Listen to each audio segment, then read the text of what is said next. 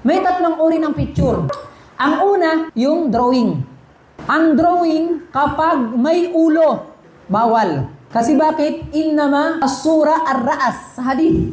Ang Rasulullah, ang tinutukoy sa picture na haram, yung may ulo. Ustad, paano pa nag-drawing ako ng kamay? Pwede hindi? Pwede. Basta, bawal yung may ulo kasi yung tumutukoy sa ulo yun talaga yung drawing. So kapag ang drawing yung may ulo, yun ang bawal.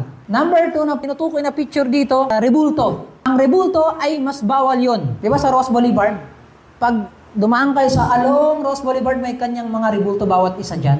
Diba? Sa Luneta, nakapalibot dyan, yung mga rebulto kung sino mga bayani ng mga naunang panahon, kailangan pa bang malaman yun? Kahit sa'yo mo sila pula-pong Muslim, wala tayong pakialam.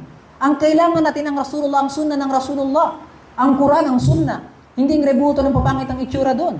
Diba? Paano nila nalaman ang ganyan yung mukha? Baka ganun ang ginawa nila para maligaw yung mga tao. Tinatatak nila sa utak ninyo para mag-shirk kayo kay Allah Ta'ala. Tinatatak nila sa kabataan para mag-shirk kay Allah Ta'ala. Hindi niyo ba napansin? Yung elementary ngayon, sa Sambuanga tayo nag-trending, yung grade 1 na estudyante.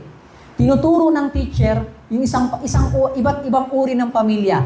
Unang pamilya, may nanay, may tatay, may anak. Ikalawang pamilya, may nanay, may tatay, may anak, may ate, may kuya.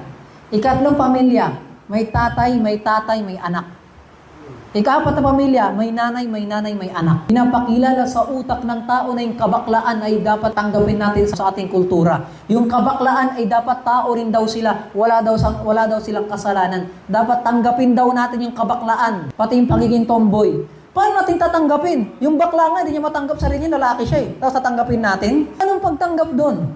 Nakuha ninyo? So, tingnan niyo kung paano tinuturo sa atin yung kalokohan ng mga ganyan. So yung unang picture dito ay yung drawing, haram yun. Yung ikalawa, yung rebulto, haram din yan. Ikatlo, yung photographic. Ang tinutukoy na ikatlo ang photographic. Ang photographic ay bawal din sa Islam. Mas lalo na, kasi bakit? Pati yung videographic. Yung mga video, maliban kapag kailangan. Diba, di makagraduate si Aswad kapag wala yung picture niya, nakatoga. Sige, mag-picture ka na. O pagkatapos yan, ang gagawin mo sa litrato mo, itatabi mo doon kay Rizal? Walang mag-aalala niyan. Kahit girlfriend mo, kalimutan ka niya pag namatay ka.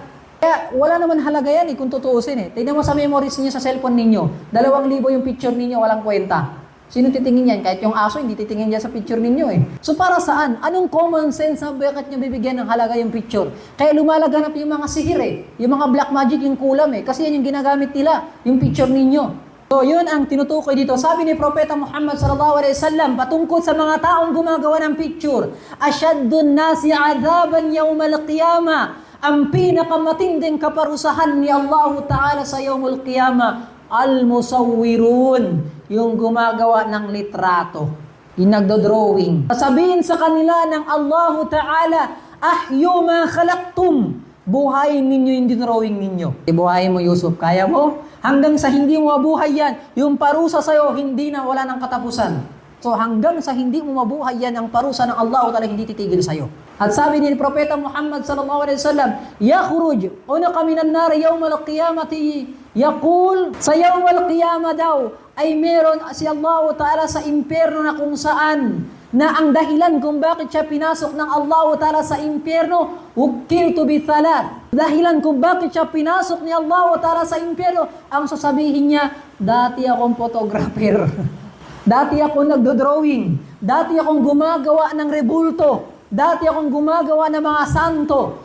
Diyan kasi nag-umpisa yung rebulto, pati mga santo eh. Sa umpisang simpleng drawing, tapos picture, tapos naging rebulto, sinamba ng tao. Anong nangyari? Tingnan nyo sa tagig, kanyang libulto kapag, okay libingan ng tatay ko to Okay, gagawin ko ng rebulto kasi mahal ko tatay ko. Yan ang pinakamatinding parusa sa yawmul qiyamah. Sabihin din sa kanya ng Allah Ta'ala, ayun faqafiha ar-ruh. Dapat lagyan mo ng kaluluwa yan. Kapag hindi mo nilagyan yan, hindi ko titigilan yung parusa sa iyo sa kabilang buhay, sabihin ng Allah Ta'ala sa kanya. Kasi bakit? Ang pinakadahilan nga, balikan natin ang pinakaugat ng shirk. Kasi nga dyan nag-umpisa yung shirk ng mga tao. Sa mga picture, tas rebulto hanggang sinamba ng mga tao. Hindi ba ganyan ang laman ng simbahan? Punta kayo simbahan yan sa Quiapo. Lahat ng uri ng picture ni Maria hindi na magkakamuka. Nandoon na. Sinasabi raw nila yan yung Diyos nila. Tingnan nyo lahat ng mga simbahan ng mga hindi reliyon. Alhamdulillah, tingnan sa masjid natin, wala. Pati nga sa damit natin, ultimo yung damit ninyo, magsala kayo, walang picture. O, tingnan ninyo ba? Kasi ayaw natin na didistract yung pag-iisip natin. Sa ganung pamamaraan, nag-iingat tayo. Kasi alam natin ang susunod na henerasyon, baka malason yung pag-iisip nila. Nilalason na nga sa school. Pati ba naman dito sa Dakota, sa Masid, lalasunin pa natin? So yan ang pinaka-delikado sa lahat. Ang tinutukoy na drawing yung may ulo. Eh kung mag-drawing ako ng bundok, bawal ba? Pwede kasi wala na. May ulo ba yung bundok? Malimang kung anong bundok tinutukoy mo. Di ba? So, mag-drawing ako halimbawa ng masjid. Pwede. Basta walang kaluluwa na may ulo. Eh yung hayop, bawal kasi merong ulo. Eh hindi ko isama yung ulo. Pwede hindi? Pwede. Kasi ang tinutukoy lang yung ulo. So yun ang ipinagbabawal yun sa tinatawag na shirk.